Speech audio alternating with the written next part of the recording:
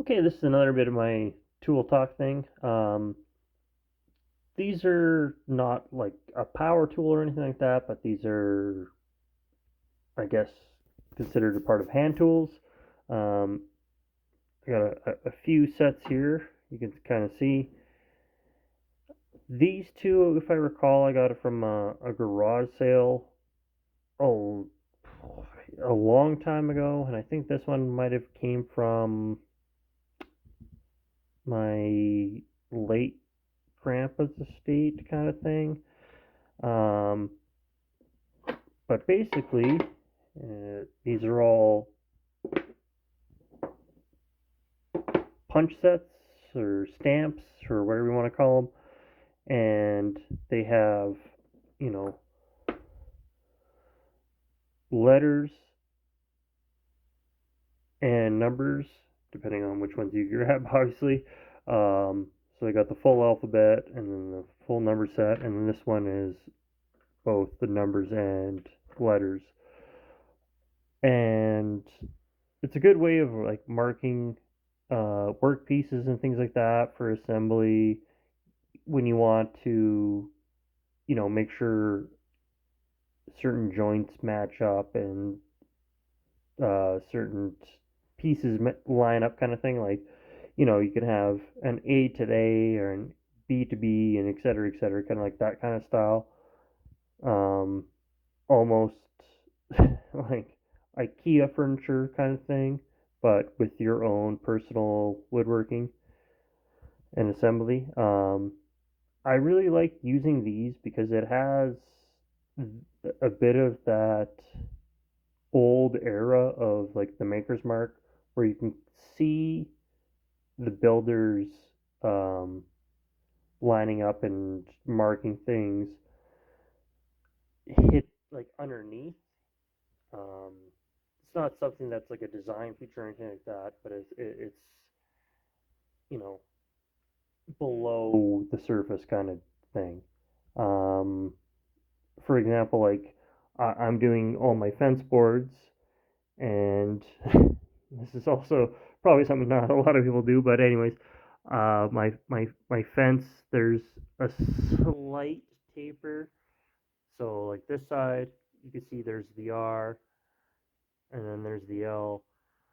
So that's the right side, left side. There's only about like a quarter-inch difference from the biggest to the lowest spot, but I cut them all to kind of match that, and then, like I said, I stamped them all.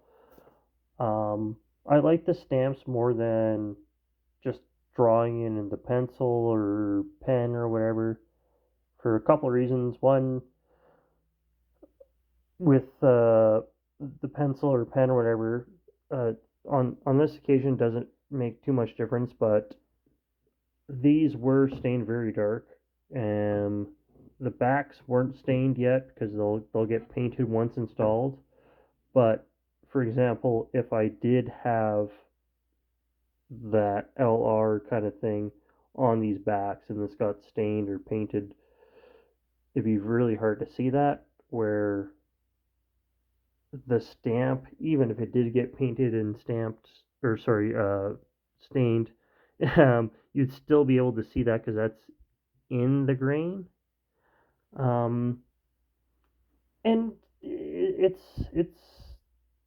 just an easy way to mark things, and you got the full letter number set, and then like I was saying, this one's a same thing, letters and numbers, but just a different set, slightly smaller than these ones. I really like these particularly. Um, I feel like they're an older set. I like the wood block with like the individual holes drilled. Not that there's anything wrong with this set, but there's the plastic, and I don't know. This just feels a little bit more old school, authentic kind of thing.